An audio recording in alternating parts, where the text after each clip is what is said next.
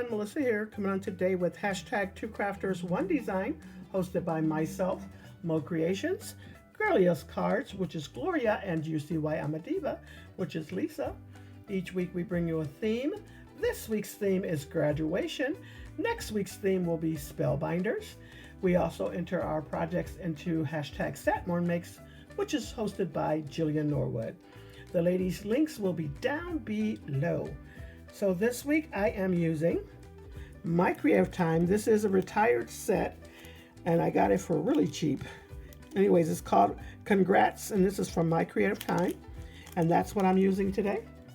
First time using that, so I was glad to put that to use. I'm also using this Sizzix die set, which is by Stephanie Bernard. And then also from My Creative Time, once again, I am using the torn paper frame die layers as well as the torn paper frame dies. And so I really like these dies. I hadn't used them in a while, so I pulled those out. If you would like to use my code for My Creative Time, it's MOE for 10% off your total. And here goes this simple little card. I thought I would try my hand at some coloring. When I say I had a hard time trying to color this little cap, I finally decided upon the gray, and that's what I used.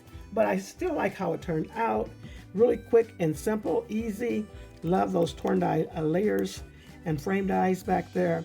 This is where I put those stars. And then I colored up that blue on the back for that paper, and the little washi tape is like a coral color there. Really like that. It turned out so cute though. Love how it looks. And I popped that on top of that big star in the back. And it says, hats off to the grad.